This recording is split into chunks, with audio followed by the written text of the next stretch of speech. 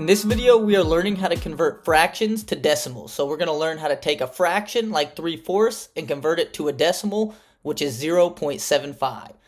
So to do this, it really is only one thing you need to do. It's a process, but it's just one thing you're doing, and you divide the numerator by the denominator. That is how you convert fractions to decimals.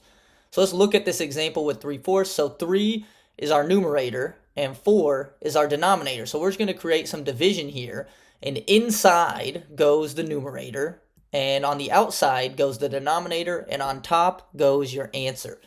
So in this case, our numerator is 3, goes inside the line. 4, our denominator will be on the outside, and now we can divide 3 by 4 and get our answer. So let's go ahead and do this. So you start by asking, how many times does 4 go into 3? So 4 goes into 3 0 times. And when this happens, you now add a decimal. So now we know we're starting with a 0 point something. So now that we have 4 can't go into 3, what we have to do is we have to add a phantom 0 out here. And now we ask the question, how many times does 4 go into 30? So 4 goes into 30 7 times. And that's what we're going to write up here. So that goes in our answer spot. 4 goes into 30 7 times, so that fills the next spot. So now we take 7 times 4, and that's going to equal 28, so we put that right below our 30 here. So now we're going to subtract 28 from 30, and that's going to give us 2.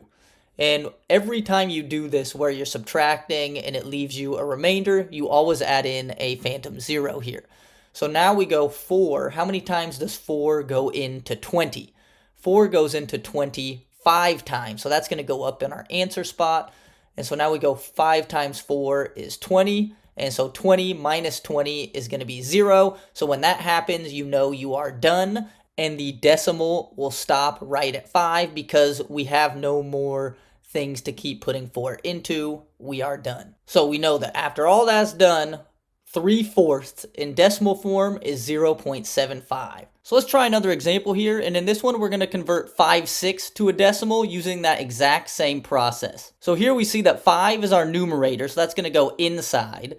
Our denominator is 6, so that's going to go outside, and now we're just going to do regular division here. So 6 goes into 5 0 times, and then when this happens, we always put in our decimal spot right here, so we know the number is going to be smaller than 1. And now we add in our phantom 0 right here. Now we're going to go, how many times does 6 go into 50? So 6 goes into 50 8 times. Now we're going to go 8 times 6 is going to give us 48. And now we start this process. 50 minus 48 is 2. And then we're going to add in our phantom 0 here. We do that every time. And now we're going to start over and say, how many times does 6 go into 20? 6 goes into 20 3 times. And then we're going to go 3 times 6 is going to give us 18. 20 minus 18 is going to give us 2 again. And so then we're going to add in our phantom 0 again. And then we're going to do that process again. So 6 goes into 20. Again, same 3 times. 3 times 6 is going to give us 18. So we notice we have 20 minus 18 equals 2. And then 20 minus 18 equals 2. So when this happens, you know that this little process right here is just going to keep repeating, and it's going to go on forever and ever and ever and ever and ever.